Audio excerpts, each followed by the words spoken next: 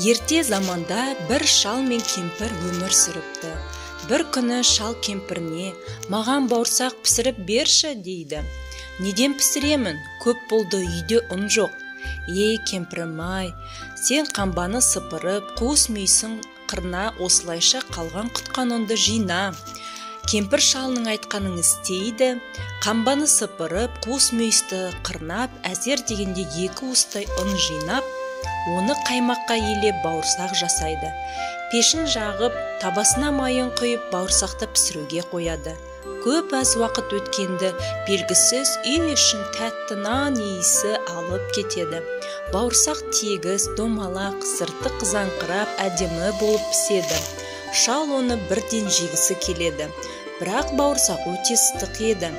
Кемпір бауырсақты суытуға терезе алдына қояды. Бір өзі жатып жалыққан бауырсақ жерге түсіп, жерден шөпке, шөптен жолға түсіп, әрі қарай домалай жөнеледі. Бауырсақ домалап отырып, көк майсалы жерлерден, кең далалы егістіктерден өтеді. Осылай домалаған күйі қалың қараңғы орманға келіп тіреледі.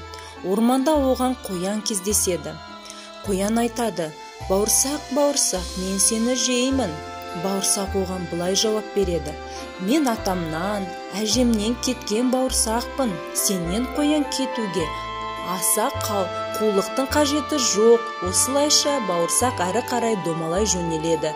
Қоян оны дұрыс қарап та үлгермей қалады.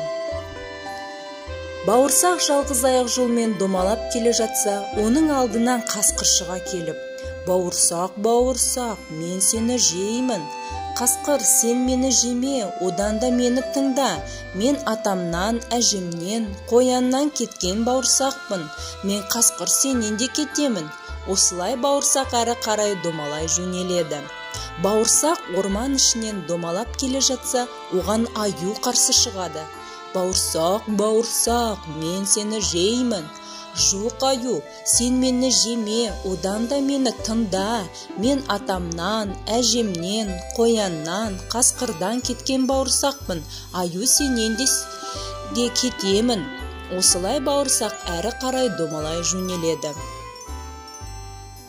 Бауырсақ домалап келе жатса, алдынан түлкі шығып: «Бауырсақ, бауырсақ, мен сені жеймін».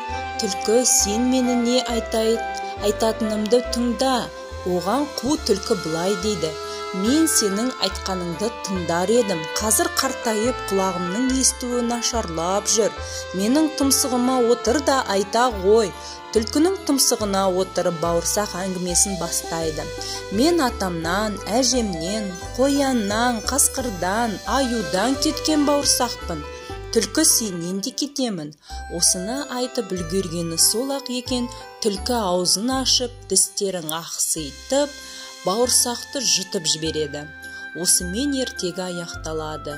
Ертегідегі бауырсақ қаншама қумын десе де, одан да қу табылады.